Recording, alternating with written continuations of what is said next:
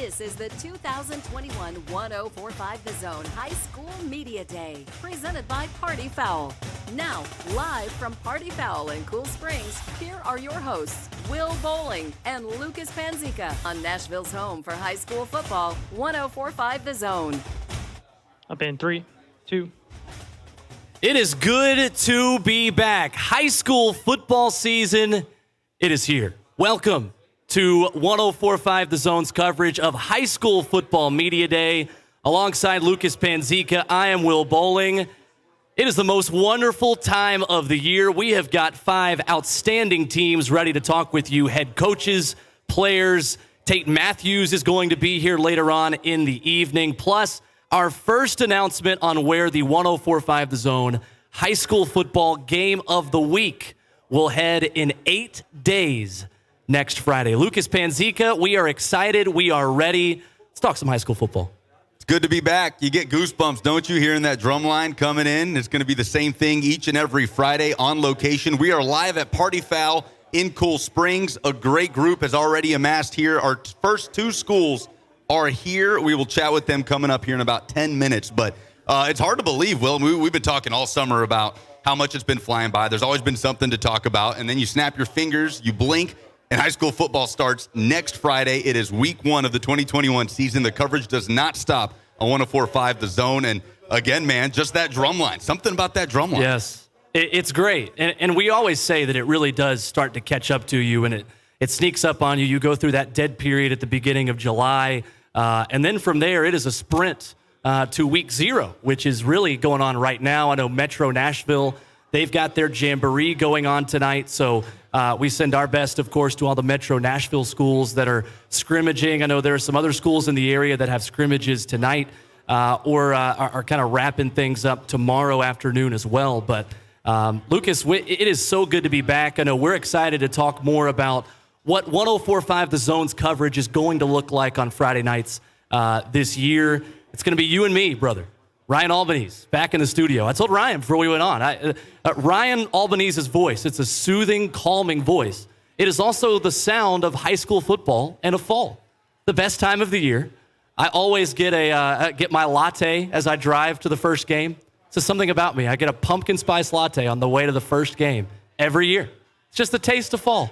It's basic, but it's good, and I'm ready to do it in 8 days' time. Always good to hear Ryan Albanese's voice. Going to hear a lot more of Ryan Albanese. At least we are on Titans Radio and on our high school football broadcast. But and if anything, the coverage is expanded this year. That's right. We're going to 9 p.m. tonight. As far as this week, that's what we're doing. But on the podcast feed, obviously live every Friday night, post-game scoreboard show, all the high school football coverage in Middle Tennessee that you need right here on 1045 The Zone. And it all begins tonight, live at Party Fowl in Cool Springs.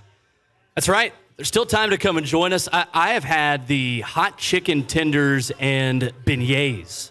This is one of the best combos that you can get here at Party Fowl in Cool Springs. I saw it and did a double take and said, wait, I can have hot chicken and beignets. Oh, okay, well, I would like to have both of those, please. So that is what I've done. Be like me. Come out, join us, get some hot chicken, get some beignets, get both. Get a drink and join us until 9 o'clock. We're going to end the show, Lucas, with the unveiling, with the debut of where we're headed for week 1 on the 1045 The Zone High School Football Game of the Week. So we can have a live studio audience here at Party Fowl in Cool Springs that is ready to hear where we are headed for week number 1. Tate Mathews will be with us right. as we unveil that week 1 destination. And not just that, but previewing just the season as a whole across classifications, across the state of Tennessee. I don't know many people more in tune with high school football in this state than Tate Mathews. Of course, you hear him every Saturday morning on 1045 The Zone. He's going to be a huge part of our coverage from start to finish. He is, and he is an encyclopedia of knowledge. We're going to hear from the 2 coaches, of course, of our Game of the Week. In our pregame show that you will host at 6 o'clock, leading into kickoff at 7 p.m. on 1045 The Zone on Friday nights. You're also going to hear, though, from Tate Mathews, pregame, postgame. He's going to take us around the final scoreboard along with you, along with me at times through the season. The big results, the teams that have been outstanding that night in the big matchups around the mid-state. But he's going to preview those for you as well about 6:15, 6:30 in that span every Friday night. So Tate Mathews is going to get you to your destination wherever you're watching high school football on a Friday night. He's also going to help you get home from your destination, as will we, with the same coverage you've always heard on 104.5 The Zone, same times.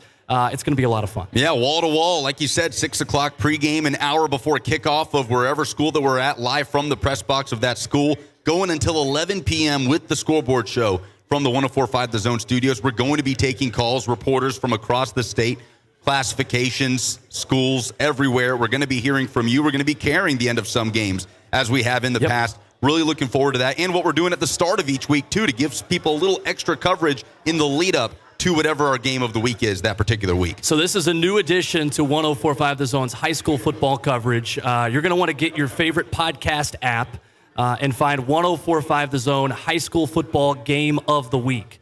We will be at the beginning of every week posting a preview show or a recap show as well of what happened the Friday night before. And you're going to hear from both coaches as well that will feature in our 104.5 The Zone high school football game of the week the upcoming Friday. So you don't have to wait until Friday nights to enjoy 104.5 The Zone's high school football coverage. You can expect that in your favorite podcast platform Tuesdays during the fall. Going to be a lot of fun. It's cool always to just talk ball, to talk shop with these high school football coaches. You and I have done that for years in the mid-state, covering high school football and broadcasting high school football. But we're also going to turn on those microphones and record and say, hey, let's do a preview show, and you're going to hear that at our 6 p.m. coverage leading into the game of the week every single Friday night. So, Lucas, there is a lot of coverage from 104.5 The Zone of high school football. You've got the podcast. You've got the game of the week.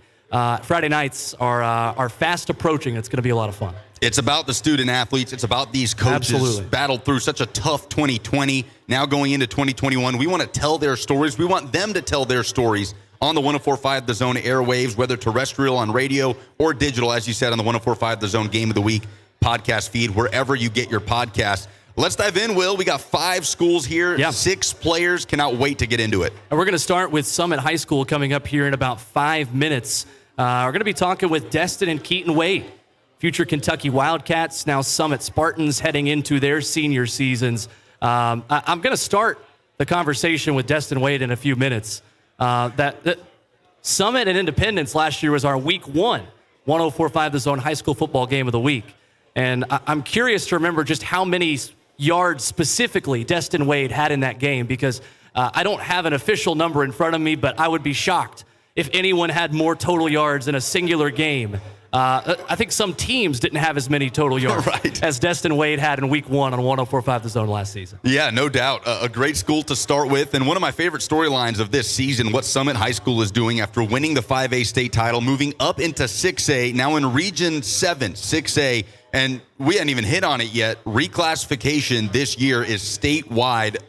You'd be hard-pressed to find many teams playing the same group of teams that they've played year in and year out for the last few years. Summit is one of those, stepping into Region 7, 6A, an absolute gauntlet, and it's going to be fun to watch. And if that Summit Independence game, week 1 last year, is any indication of what that's going to look like week to week, yeah, it's going to be a fun 2021 for the Spartans. This is the best game we had all year, too, on 104.5. Yeah, you peaked early, huh? Oh, an absolute blast. This is really cool, Lucas, that reclassification, teams moving regions is a big story this year, and that's going to be part of the conversation here tonight. We've got 3 teams in new regions here tonight on 104.5 The Zone. Summit, the first one of those. We've got 4 players that are committed to SEC schools in the senior class. 2 of them are coming up next with Destin and Keaton Wade. And we've got 4 defending state championship teams from a year ago, with another one coming up at 7:30 when we talk with Davidson Academy.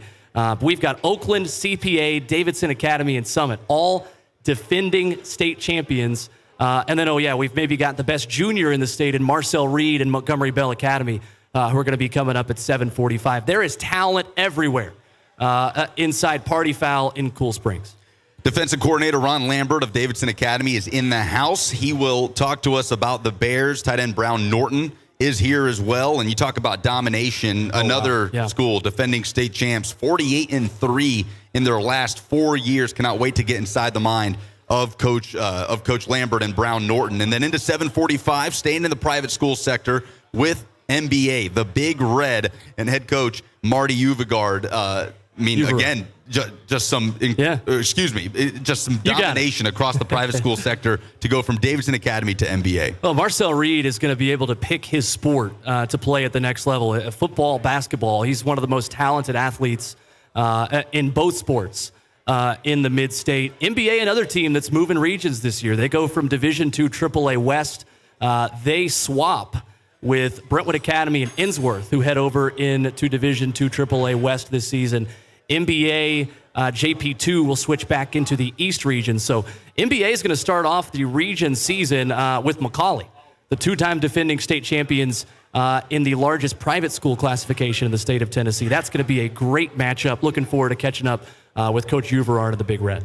Yeah, going from heading to Memphis and West Tennessee, and they're going to flip over to East Tennessee. That's right. Go over to play Macaulay. I know they're headed to Knox Catholic near the end of the season. I believe they're going to Baylor in East Tennessee. Yep. So we'll talk about that switch in geography, even a switch in time zones in regular season matchups. And then at 8 o'clock, we'll start hour 2 live here from Party Fowl in Cool Springs with the Oakland Patriots. 7th-year head coach Kevin Creasy is in the house.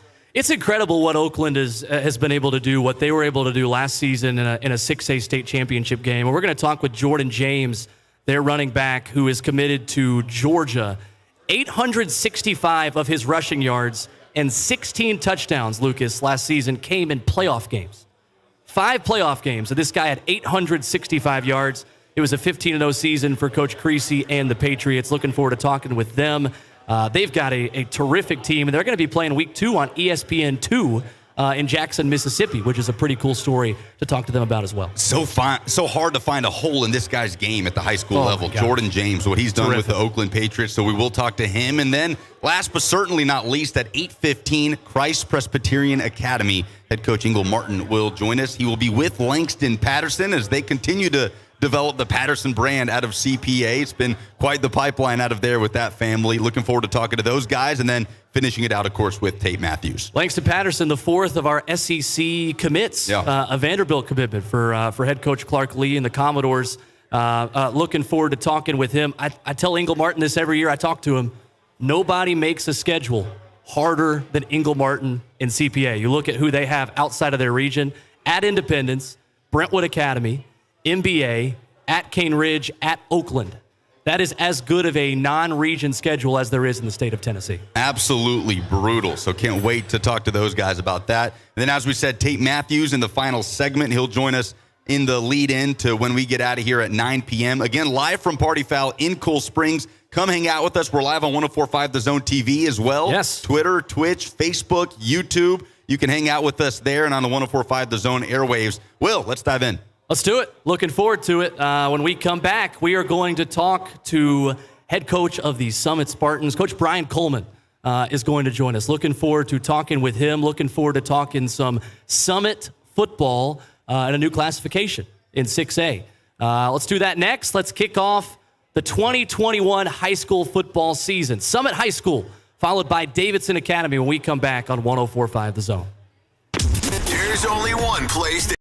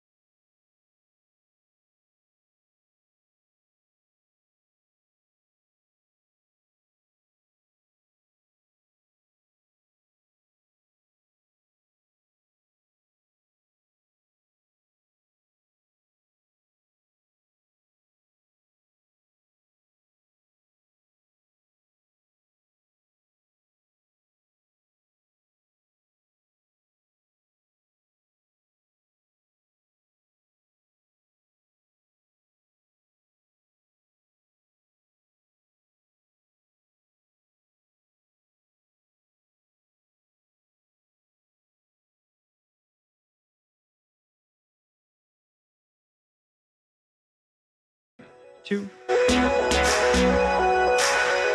Welcome back. Live from Party Fowl in Cool Springs. It is the 2021 High School Football Media Day on 104.5 The Zone. We are live on 104.5 The Zone TV as well. If you want to check us out, Twitter, Twitch, YouTube, Facebook, Lucas Panzica alongside Will Boling. Let's dive in. We begin with the Summit Spartans. Head coach Brian Coleman is here, entering his 8th year as the head man at Summit. Quarterback Destin Wade is here, as well as linebacker Keaton Wade, the twins, heading into their senior season. Coach, appreciate you leading us off tonight. It's a big season for you guys as you head into 6A, defending 5A state champs, moving a level up. Thank you so much for being here. I appreciate you guys having us here.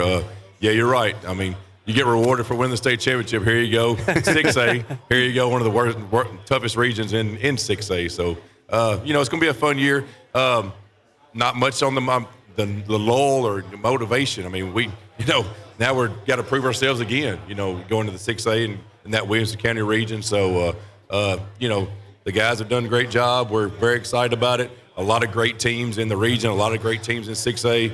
So, very excited about this year.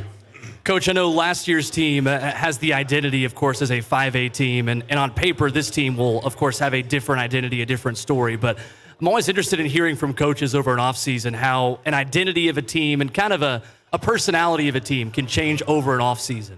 With this group you have this year, how is this group maybe similar to what you had last year? And in some ways, how is it a little bit different and unique from that 2020 team? Well, I think last year the biggest thing was perseverance, to go through the COVID stuff and the week on, the week off, who we're going to play, are we going to play, who we're going to play with type deal. So perseverance was last year. This year, I really want to say motivated.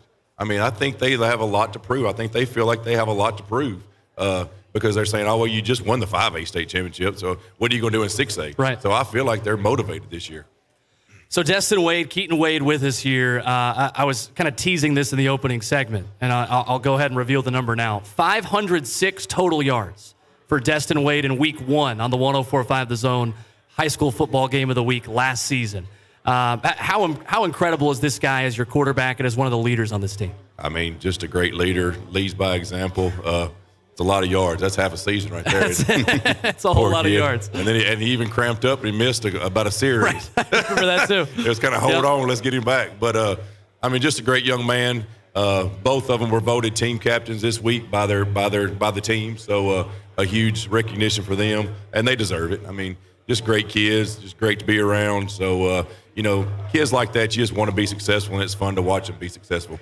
Head coach Brian Coleman of the Summit Spartans with us here on 104.5 The Zone. Coach, let's go back a little bit to 2014. You take over a brand new program that hadn't won a home game in its first 3 years of existence. 0-10 that first year, the 2014 season.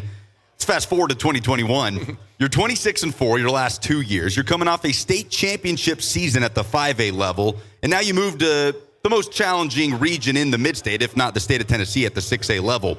Why is Summit ready for this jump?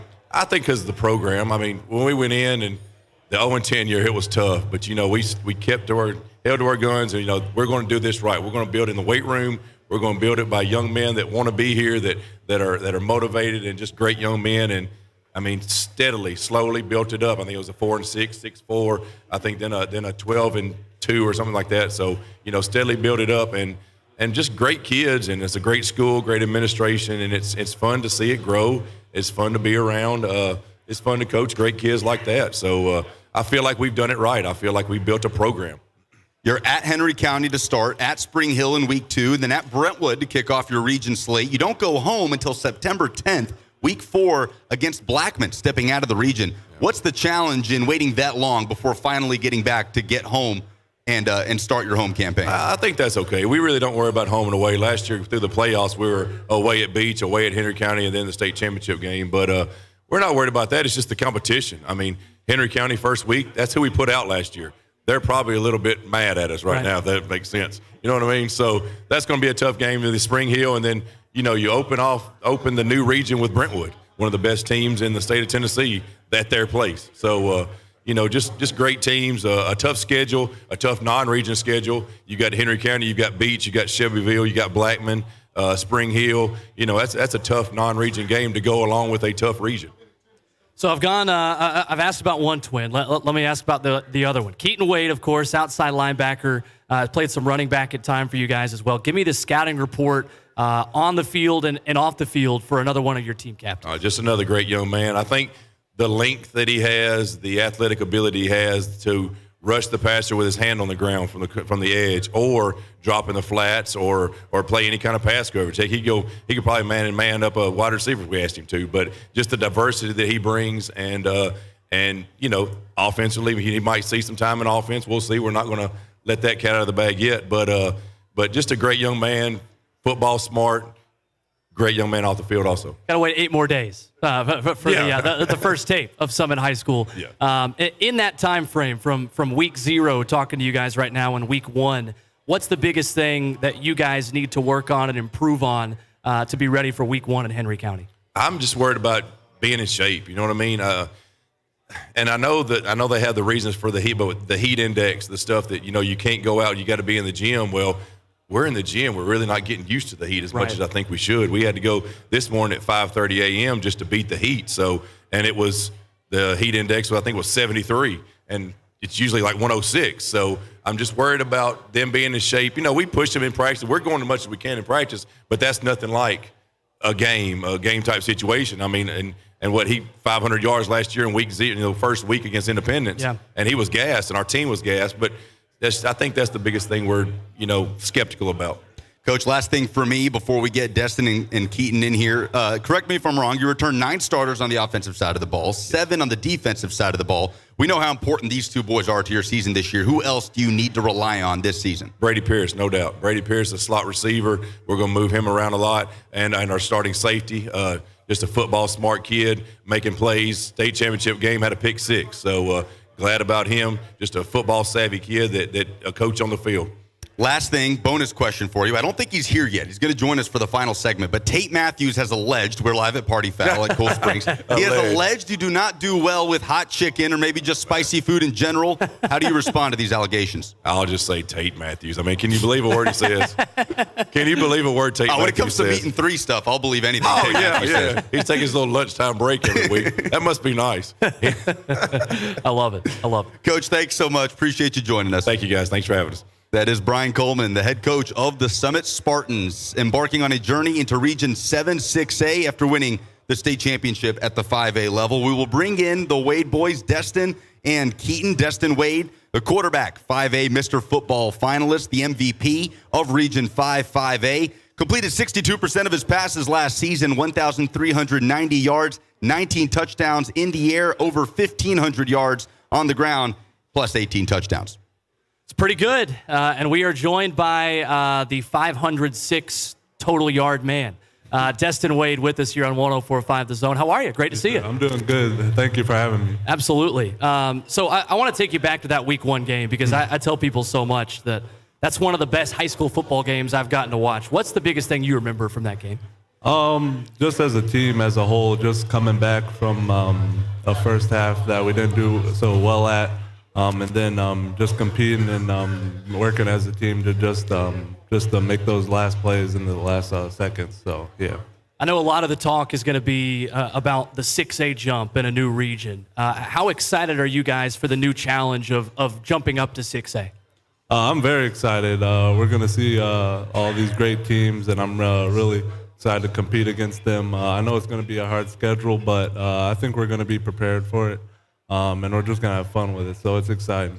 Last thing for you, Destin.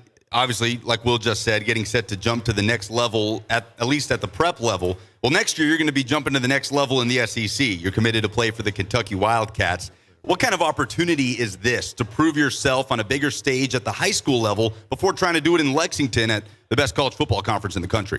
I just feel like that I'm ready to show people like I play quarterback, but I'm also a good athlete as well. But just gonna go up there and just try to work for a spot there, and we have a good coach that believes in me. So I'm really excited for the opportunity I'm getting there. All right, so I'm going to ask your brother this too. Give me the scouting report on Keaton Wade and what he does well. I think I've asked you this before, but I always love hearing teammates scout each other, but especially brother teammates give the scouting report for their brother. Yeah, I just think he's one of the best outside linebackers in the nation, really. Just his skill set. He's not slow. His arms are powerful, long. He's just versatile overall. So he's a great player. I love to compete against him in practice and in the weight room. So it's just a lot of fun having him on my team. He is Destin Wade, quarterback for the Summit Spartans. Destin, appreciate you, man. Good luck next week at Henry County. Thank you. Appreciate it. Let's bring on Keaton, twin brother of Destin Wade, who missed most of his junior season with an injury, plays linebacker, a little bit of wide receiver as well. You might see him on both sides of the ball this season for the Summit Spartans. Will? Keaton Wade, all right, let's start off with how we finished the conversation with your brother. You're scouting Destin Wade. What's the biggest thing you're telling a rival, a coach, whoever you're giving a scouting report to? Give me the scouting report on your brother. Probably that he's like a really shifty player. He's hard to tackle, and he's like deceptive with his moves, and he's a good passer as well, and he's a good IQ quarterback. Keaton, I haven't had the privilege yet of broadcasting one of your games on the football field. I have had the privilege of broadcasting several of your basketball games for the Summit Spartans. Why have you guys continued to keep basketball as part of your athletic careers? Do you feel like that has any kind of impact on your game on the football field? Yeah, I feel like it does, just on the next level too, just being dual sports athletes and just using those skills and to use them on the football field, and I feel like that uses an advantage for us. On the flip side of that too, I know you spent time at running back a little bit in the past, specifically that sophomore season. How does kind of getting inside the mind of a running back maybe help you as a linebacker?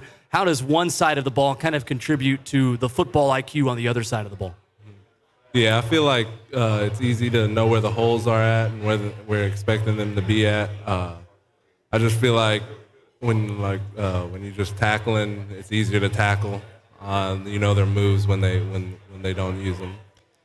Last thing for me, Keaton, as you come back, you missed a huge chunk last year due to injury. It's almost like Summit gets a new defensive player despite a unit that allowed, over 10 points per game in 2020. Just how excited are you? How much are you just itching to get back on the field against Henry County next Friday? Yeah, I'm pumped to just get out there with my teammates and just enjoy the game and football game again. And I'm just blessed to be back out there again and enjoy one last year with my teammates. Keaton, good luck this season. Appreciate you. Yes, sir. Thanks, man. That is Keaton Wade of the Summit Spartans. Appreciate him. Appreciate his twin brother, Destin. Seniors committed to play for the Kentucky Wildcats in 2022. Also, big thanks to head coach Brian Coleman as the Summit Spartans head out into Region 7-6A. And we move along. Davidson Academy. The Bears are in the house, live at Party Fowl in Cool Springs. It is our 2021 High School Football Media Day on 104.5 The Zone, as we're joined by defensive coordinator Ron Lambert for yet another defending state champion. Coach, thanks so much for joining us. How are you? Appreciate you having me. So I've got to start with this because in a new classification in Division II AA, I think if you got all of the quarterbacks that are head coaches in Division II AA together, between head coach Jonathan Quinn at Davidson Academy, of course, Ingle Martin at CPA, who we're going to talk to later on tonight, and Trent Dilfer at Lipscomb Academy, I don't think there's a better trio of quarterbacks that are head coaches in the state of Tennessee in any other classification. Yeah, there's some good ones. I like ours pretty good, though. Absolutely. He's proven to me that he's a guru, and we know he can put points up.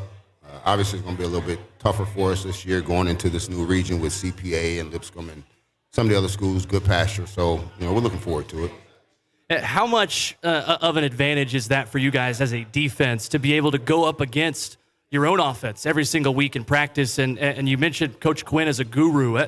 Talking to that guy for 5 minutes, you can certainly pick up on that. How big is that for you guys to be able to go up against that kind of offense and the players that have come through Davidson Academy over the past couple of seasons? It's huge because during the week, we don't have the numbers, number one. So we get an opportunity to really go out there and play against some of the top guys. I mean, we've had several All-State performers in the past. We've had an All-State quarterback, wide receivers, running backs. And so on the flip side, we've got some All-State guys on defense. So it's good on good almost all the time. And when you come to our practices, you can see it. I mean, there's a talent level's pretty high. And when we go out there, it's almost like, you're just trying to see who's going to show up. And it prepares us week in and week out for the speed that we're going to see, the type of routes we're going to see. And so nothing's new to us on Friday nights. We've already probably seen it. Well, one of those All-State players is Kendall Ball, two-time All-State player, 16 sacks in 2020. How much of a privilege is it to coach a guy like that? How is he off the field? It's a great privilege. But, Kendall's just one of our great players and one of our good kids. Our front seven is really tough defensively. We lost 8 starters on defense, so he's going to have to show up a lot for us. And we've got Jalen Brockman as well, who's a defensive end, and Rashad Owens, and we lost our whole secondary. So outside of those 3 guys, we got some guys to replace. And moving up is not going to be easy. So we've done a good job of just trying to put guys in position to be successful and try to make plays. And Kendall's our guy, and we know that.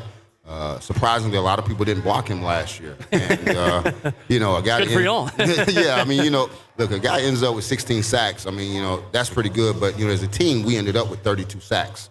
And so that's just kind of the tip of the iceberg. So, teams focusing on Kendall allows other players to step up and make plays, and that's kind of how our defense is built. Well, you mentioned losing those guys in the secondary. You do return quite a few starters in the trenches, right, along the offensive and defensive line. How much of a luxury is that as you head into a new region to face the likes of CPA and Lipscomb Academy? Oh, I think that's the most important position on the football field. The game's won in the trenches. Offensively, I think we returned 4 starters, 4 guys that started at some point up front.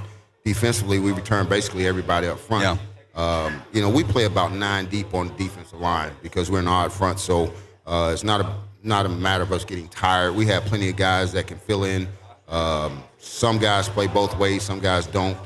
We had the luxury last year of Kendall Ball only having to play defense, and this year, along with losing A.J. Quinn at tight end, he's got to step in along with Brown Norton, and those guys got to pick up the slack offensively. So Kendall's going to be asked to do a little bit more this year on offense. Talking with Coach Ron Lambert, defensive coordinator of Davidson Academy. We're going to talk with Brown Norton here in a second. He's with us here at Party Fowl in Cool Springs. Give us the scouting report on Brown Norton, the kind of player he is, the kind of leader he is for your team. Brown comes from number one, a good family. Okay. His brother, Stone, was a really good player.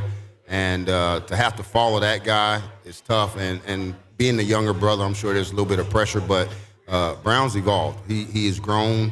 We're counting on him this year to make some big plays in the passing game, be a good blocker for us. But he in his uniform, and I told him this 100 times. I say, dude, you look like a pro tight end in your uniform. Wow, and that's pretty good. Yeah, anybody that looks at him, and we're hoping this year is his year to break out. He's got to replace a guy that we thought was pretty good in A.J. Quinn. Absolutely. Our tight ends catch a lot of balls, and I think Brown's going to have a great year. But we're surrounded by quite a few talented skill guys, and I think that's going to open up for our tight ends. And so we're looking for him to be an integral part of our offense this year. I mentioned it in the first segment of the show, 48-3 in the last 4 years. Whew. Now, how much are you relishing the opportunity to head into this region, Division II AA, in the middle of Tennessee, to play, like we said, the CPAs, the Lipscomb Academies? We're excited. We probably know more about those teams than they know about us. Okay. I think for us, we've always looked at it as, teams don't pay attention to us because we're in a smaller region or we're in a smaller division. But football's football. You're talking about a team that averaged 50 points a game last year, gave up 8 points a game during the regular season. We're not going to back down from anyone. We'll be prepared for everybody we play, but certainly respect those guys and the job they've done. CPA is going to be tough. Lipscomb's going to be tough. Good Pasture's going to be tough. But, I'm not going to say we're going to sneak up on anybody. But by the time we play those guys, we would have already played 4 or 5 games. So we're looking forward to the competition and looking forward to the challenge. Well, I imagine, too, it's got to be a different kind of challenge, right, to being the 2-time defending state champions, now 3-time defending. I got you. State champions in your league. I remember talking to Coach Quinn about that last year, and he said, hey, we know we have a target on our backs. We know that we're being kind of hunted in this league, but how much do you guys kind of value having a little bit of a different role and a little bit of a different entry into the season, being the new kids on the block versus being the defending state champs? Well, we're still champs till somebody. That's right. Us. No, you're right. That'll be decided in December. But, we're used to it. Our kids are used to it. We talk about it. One thing that we did this year with our kids is, we told them, hey, we got to move up. And, according to the media and everybody else, we're moving up to the big boys. But, we know there's only 11 guys on the field at one time. And so our 11 is going to match up with their 11 really well. Our motto this year is just accept the challenge. And it's going to be a challenge, but certainly not one that we're going to back down from, and we're excited about it. I called that state championship game last year against USJ, and I remember looking at those points per game totals for the offense and the defense and thinking, there's no way that these are legitimately the points. I saw you guys quite a bit in the regular season too, but still incredible what you guys have done, and best of luck throughout the season. We appreciate it. Thank you. Defensive coordinator Ron Lambert of the Davidson Academy Bears. Appreciate Coach Lambert for sitting down with us as we bring on Brown Norton up next. You heard him, the tight end stepping in a big role this year for the Bears. Brown Norton sits down with us now live from Party Fowl in Cool Springs. Brown, good to see you. Welcome out here. How are you? Good, thank you. Absolutely. Hey, I want to start with kind of the tight ends that you guys have had go through Davidson Academy. And Coach Lambert mentioned A.J. Quinn, obviously, a family, and the tradition of the Quinn family has been really strong at Davidson Academy. How much of an advantage was that for you to be able to watch a guy like that go to work every day, go to practice every day, and now follow kind of the high standard that he set last season? Oh, it was great watching him to work every day. He never took a day off, and even watching his brother before that, Dakota, they were just amazing at what they did, and they never took any days off, and they're some of the hardest workers I know. How fun is it to have such a good former quarterback be your head coach? Oh, it's great. He knows everything. I feel like he's one of the best play callers in Middle Tennessee, if not the best. And he knows all the right stuff to call and everything like that. It's amazing to watch. I can count on one hand the number of games you guys have lost since you came into high school. How do you describe the culture at Davidson Academy? It's just a great winning culture. And losing's not really accepted at DA, and it shows in our record, and we take good pride in that. Obviously, 2020 so challenging, just with all the regulations, practice, contact tracing, everything that went along with that. Feels a little more normal now, right, going into 2021 as far as being around your teammates and such. How do you compare the two? What have you benefited from most in 2021 that maybe you didn't get in 2020? Oh, yeah, definitely. We get to do a lot more stuff together now in this year than we did last year, really, especially in summer workouts and things like that. Last year, we would have to be separated really with big people and skilled people. But this year, we really all get to do everything together and work as a team. On with Brown Norton of Davidson Academy, tight end for the DA Bears, the 3-time defending state champs in Division II Single A. So tell me about your game specifically. What's one thing maybe that you've worked on this offseason to try to improve as you guys start with Columbia Academy next week? I really worked on my blocking this summer and trying just to really learn where the ball is going and just put really, like what Coach Quinn says, your butt to the hole and just really get down and dirty and get them. What's your favorite part about playing the tight end position? Because I feel like you guys have it pretty good. You get to kind of hit people like the linemen do, but you can also, have a little bit of skill position guy in you and kind of hang with the wide receivers, the DBs. What's your favorite part about being a tight end? I mean, my favorite part is really just being called that hybrid position where you get to do everything really, and you really, take no plays off because some wide receivers on some run plays, they really just they don't get to do a lot, but you're always in the play as being a tight end. It's just great. Brown Norton, tight end of the Davidson Academy Bears. Will said it, 3-time defending state champs in D2 AA. Not bad.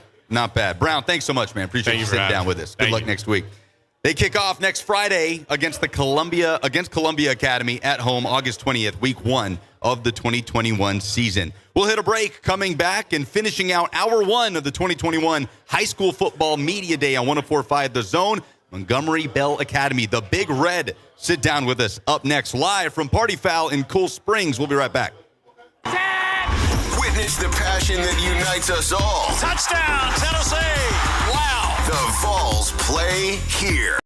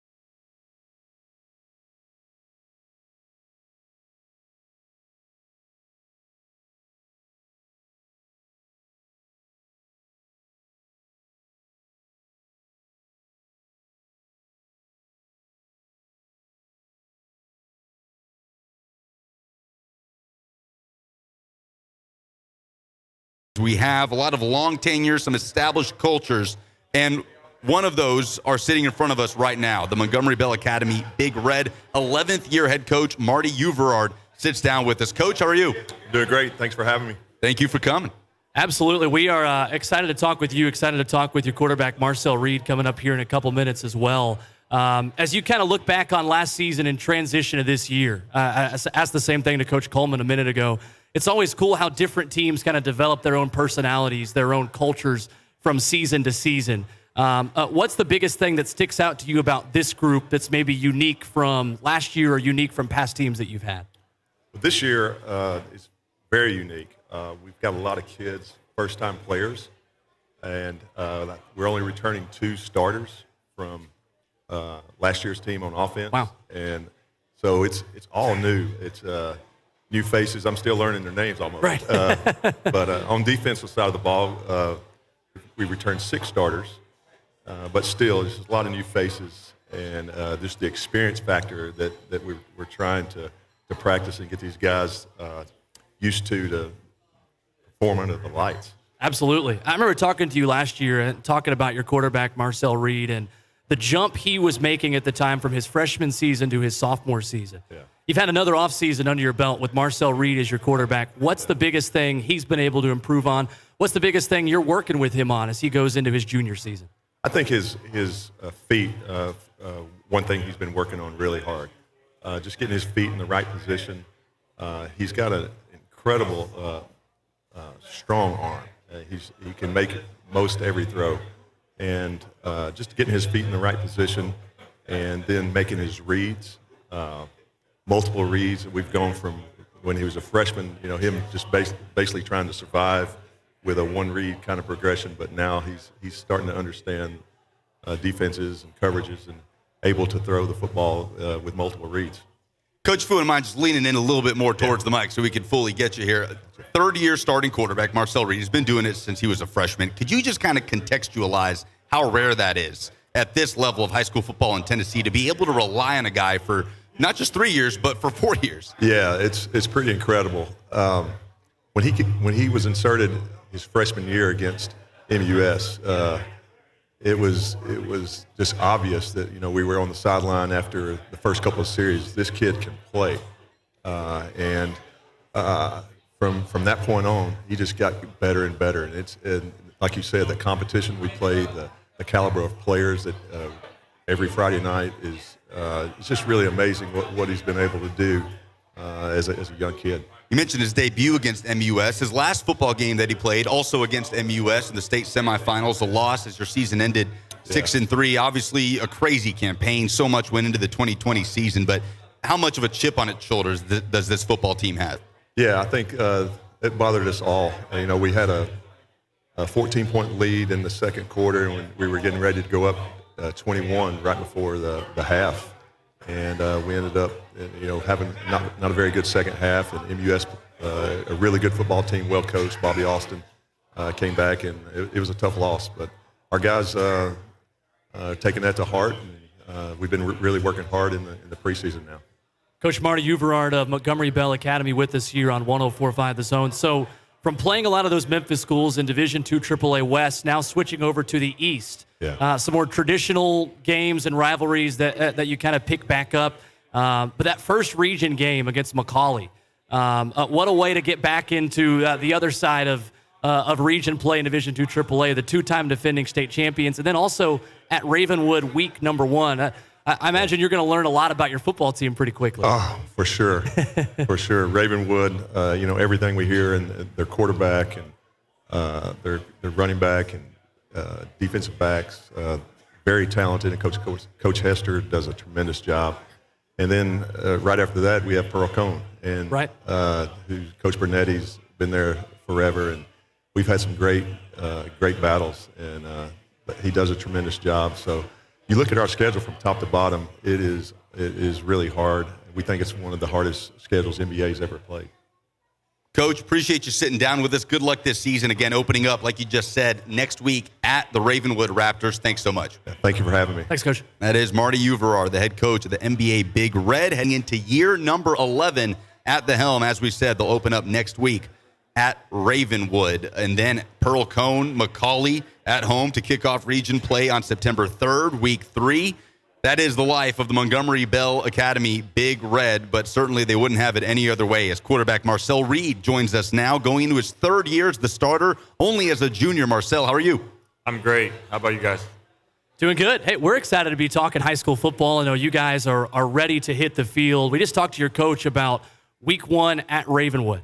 How excited are you not only to get on the field for week number 1, but for the challenge you guys are going to face going up against the Ravenwood Raptors? I'm really excited. You know, we got a lot of new players on the team and a lot of new people on the offense, you know, with 2 returning starters, me and Grayson Morgan.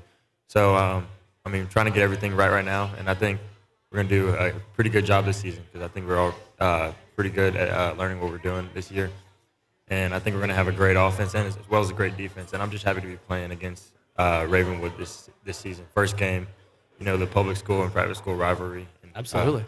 Our schedule's really tough, and having them first games is really good. So I imagine at any position, from your freshman year to your junior season, the game starts to slow down a bit, and you start to get more of a feel for 200 and 300 level things versus 100 level. I imagine that's even more so at the quarterback position. How different is your game? How much has the game kind of slowed down for you from that first game against MUS to going into your junior season? It slowed down a lot. You know, Coach Everard preaches a lot how I knew my feet and my vision, you know, reading the defense from different levels, how it slows down the game. And over these past two years, it's really helped me, you know, just reading the defense, scanning them. It slowed down the game very much, and it makes it easier for me to make my passes and reads. You've been working through the recruitment process your entire high school career, still have another year of high school after the 2021 season. Have you figured out some kind of groove to balance that out now as you go into year 3? A little bit, yes, sir. I mean, we've been a couple of visits, you know, trying to figure out these colleges. But right now I'm just focused on the season, try to get some wins and be a leader for my team. You're in, obviously, Division II, AAA, but moving away from the West region, right, going East Middle in the last 2 games of the regular season, at Baylor, at Knox Catholic. So what's the challenge there? As you switch time zones, you head over to East Tennessee, but you save them for those last 2 regular season games, which obviously could end up being pretty important. Yeah, I'm excited to be playing these new teams from the different region, you know, just getting a chance to see what it looks like on the other side before the playoffs come along. But I think it's going to be really good competition. You know, I feel like they're probably a little bit better on that side, and I'm happy that we're on this side this year. He is Marcel Reed. You'll be hearing his name a lot this upcoming season for the Montgomery Bell Academy Big Red. Marcel, thanks so much, man. Thank you guys for having me. Great stuff. Thanks. All right, Marcel Reed, 86 of 159 last season, over 1,500 passing yards, 15 touchdowns in the air, 366 yards, and 7 scores on the ground. Will, that does it for hour 1, man. Halfway home, Lucas. We are close to high school football. It is just so good to talk ball, to talk shop with these coaches, with these players. And we've still got 2 outstanding teams coming up. We've got Tate Mathews coming up in hour number 2 as well, and the long-awaited announcement of where you and I will both be heading for our week number 1, 104.5 The Zone High School Football Game of the Week. Excited to have you with us, by the way. I've been flying solo for 2 years now. I have a friend with me. This is great. I'm looking forward to having you along with me. It's going to be fun, man. Like we've been saying, can't believe it's already here. You know, both of us have been doing high school football in the state of Tennessee for quite a while, so it's going to be fun to kind of join forces and just the privilege of going week to week. I know this is what you did last year. I've never had the privilege of doing. I've worked with some phenomenal communities. A lot of people know I worked in the Dixon County community for a long time, but to be able to go week to week and pick out some of the best matchups across the mid-state, some of the most accomplished coaches and student athletes, man, it's a privilege, and I can't wait. And, yeah, 3 down, 2 to go. That's right. Lots more to come, and looking forward to talking with Oakland High School coming up. That's up next. The Oakland Patriots, the defending 6A state champions. We are live from Party Fowl in Cool Springs. It is the 2021 High School Football Media Day on 104.5 The Zone.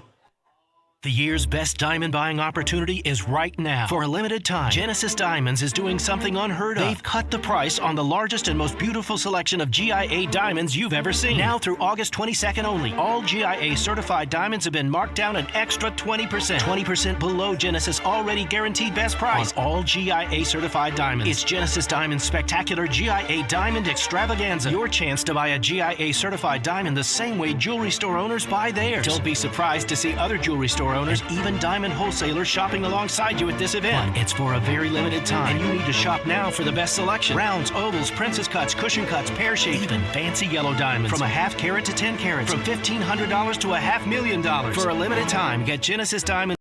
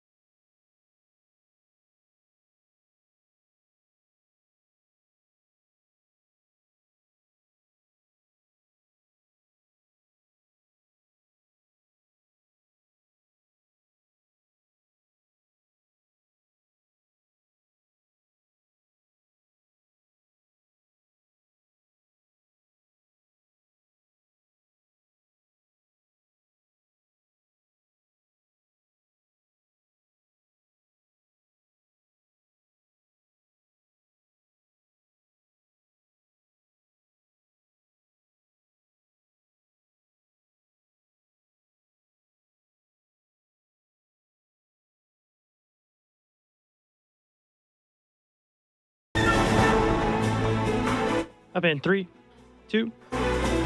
It is high school football time in Tennessee, ladies and gentlemen. Welcome to hour number 2 of the 2021 High School Football Media Days here on 104.5 The Zone, alongside my broadcast partner for the game of the week this season, Lucas Panzica. I am Will Boling. Glad to have you along for the ride, and Lucas, so glad to be talking football again. And that's right. We start hour 2 with Oakland head coach Kevin Creasy. It is year 7 for Coach Creasy, the defending 6A state champs. Yet another state championship program in the house. 15-0, a unblemished record in 2020 with a 56-33 win over Brentwood in the state championship game. Coach Creasy, thank you so much. Guys, thanks for having us. Great to catch up with you, Coach. And I want to start with your running back, Jordan James. We're going to talk to in a minute. Have you ever had a player have nearly 900 rushing yards only in the postseason? That's pretty impressive. I can't lie. You know, I've coached some good ones, but he's right up there at the top, no doubt. We like to call that peaking at the right time. That's right. He definitely peaked at the right time and had a tremendous performance in the state championship game. Could have probably broken a record if we'd left him in the game. But shoot, man, he's such a good teammate. He's wanting other guys get their touches, and he's that kind of guy. And we're expecting big things out of him again this year. Well, last year just over 1,700 yards for him in the entire season. But Antonio Patterson as well, just over 1,200 yards and 18 total touchdowns. Imagine it's got to be really fun to have the kind of offense you guys have and an option attack, and also have these two running backs to kind of carry the load for this team. Absolutely. You know, both those guys average like 9.9 yards a carry. So that makes – is that good? That's pretty good. Derrick Henry level right there is what that is. Well, it makes it a whole lot easier on the play caller, that's for sure. And, that's kind of a good 1-2 punch. And then you throw in the fact that we have Isaiah Horton at wide receiver. Absolutely. It's definitely tough on some defenses. But, it's another year. It's another challenge. We got a whole lot tougher schedule. So it should be an interesting year. Right, Isaiah Horton, the Miami commitment. But let's flip over, Coach, to the defensive side of the ball. You've allowed just over 10 points per game in 2020. You held 9 teams over the course of the season to 7 points or less. And correct me if I'm wrong, but you returned 9 of those starters on the defensive side of the ball. How much better can that group get? What are you honing in on going into the 2021 season on that side of the ball? Well, we definitely have some good players on that side of the ball. A lot of experience, We did have one kid that transferred, so we've lost one starter. But other than that, we do have a lot of guys coming back and a lot of guys having playing experience. Just like the offensive line's the key for the offense to get production. Our defensive line is tremendous, and we arguably have one of the best D-line combos in the state. So we're real proud of Theron Gaines. We got Ethan McLaurin, who just picked up Tennessee Tech offer yesterday. And then we got Cole. We're proud of all 3 of them. And they all 3 started basically every game last year. A couple of them played as sophomores. So we're going to really, really miss those guys next year. But Caleb Cole, Ethan McLaurin, those guys, they just eat up blocks. And if they get loose, they wreak havoc. They average both of those guys. They average over 20 tackles for loss. Wow. As we zero in on that week 1 matchup at Hendersonville next Friday, do you feel like that group has kind of picked up where it left off now with the benefit of actually having a somewhat consistent and normal fall practice? Yeah, it's definitely better than last year. I think everybody's kind of returned some normalcy, and we're really ready to start playing some games. We went straight into pretty much playing with no scrimmages and all that last year, and now we've been practicing, and it's definitely getting hot out there. Had to go in the morning today because of the heat index, but it's getting old. For this preseason after not having one really last year. So we're ready to play, and Hendersonville's a great opponent. We always have tough matchups with those guys, and then we go on the road 6.5 hours and play a quality opponent in Mississippi the very next week. So it kind of reminds us of the playoffs. Right from the beginning, you got to be ready to play. Notice that's the second team, by the way, tonight that said they've been practicing in the mornings. There's a lot of early wake-up calls, a lot of early and long days. There's a team in Knoxville doing that, too. That's right. Talking with Coach Kevin Creasy, Oakland High School here on 104.5 The Zone. Coach, I want to talk to you more about that Week 2 game, Madison Ridgeland Academy, ESPN 2. Got to be a really cool experience for your kids to get to say, hey, I got to play on national TV when I was in high school. How excited are you guys for that opportunity? Oh, absolutely. When we got the chance to play, we didn't hesitate. we know they're a quality opponent. They've won back-to-back state championships in Mississippi at their place on the road. Like I said, 6.5 hours away.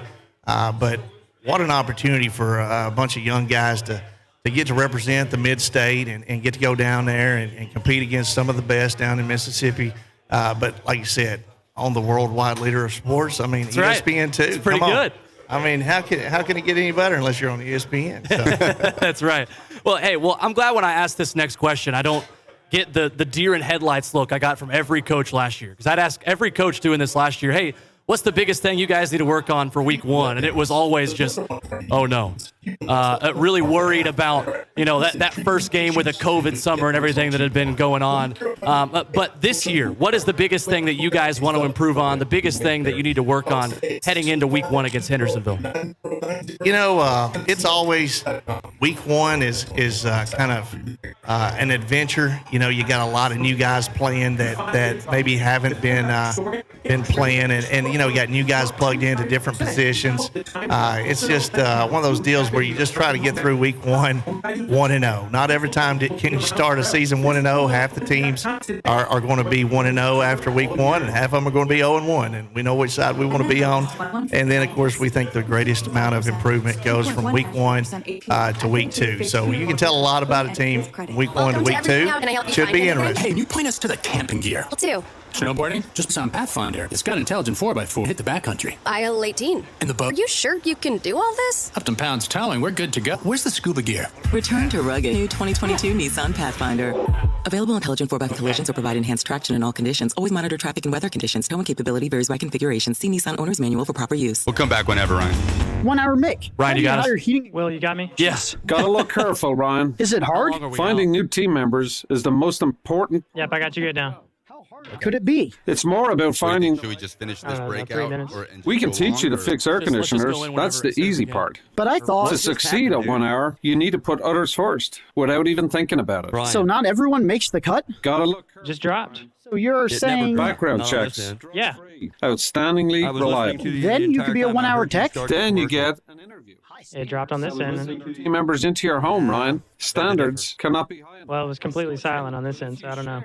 Our commitment, you'll have a long. I was sitting here. I wasn't touching you're good, anything, you're and it good. went completely Can silent. you drop what us the in fuck as soon as happened? possible? 1hourmick.com. Always on time, or you don't pay a dime. Full-time hours. Yeah, hang on. Whole package. Visit 1hourmick.com and click careers. Can't wait to meet you. Independently owned and operated.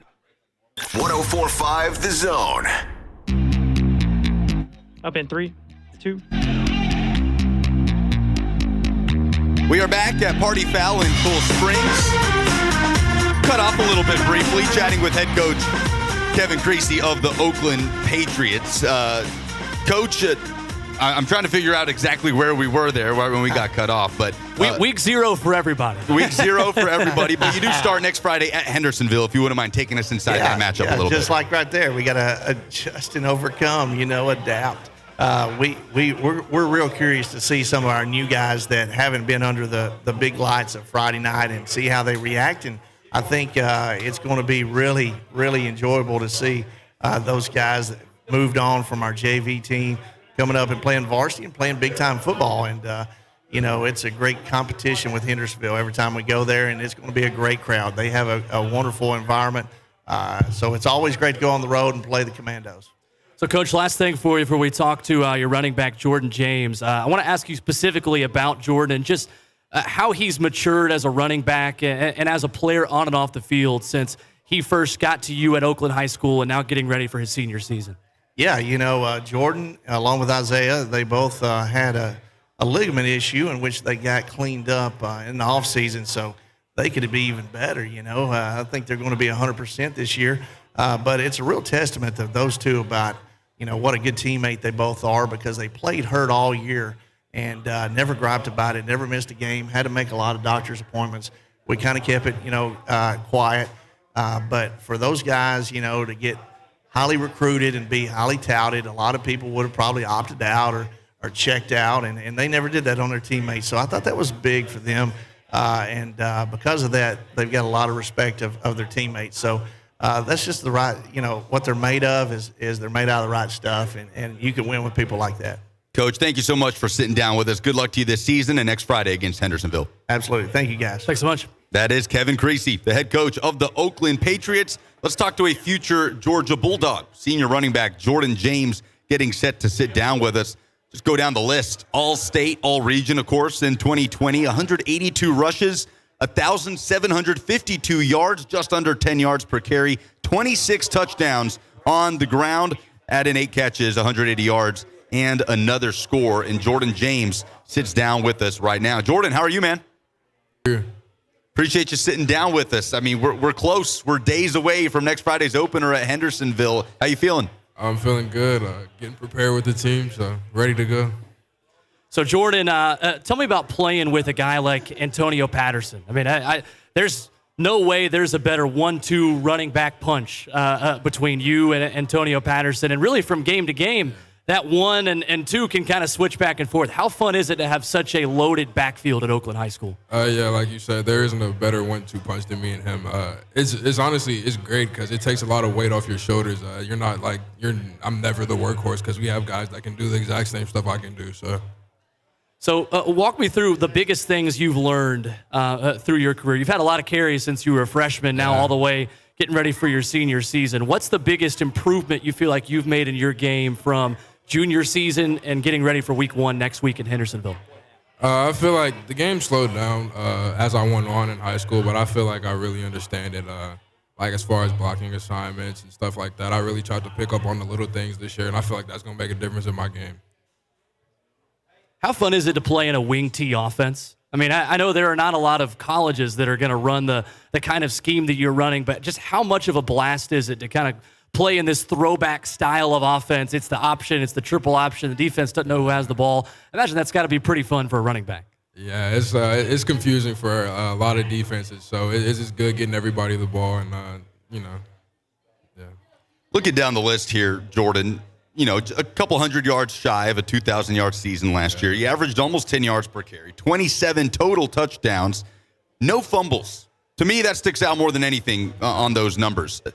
What are you honing in on this season? What part of your game are you looking to improve on the most? Because I'm not seeing a lot of holes in there. Just getting better at everything as far as strength-wise, getting in the weight room this summer, getting faster, stronger, agility-wise. Just you can improve on everything. So.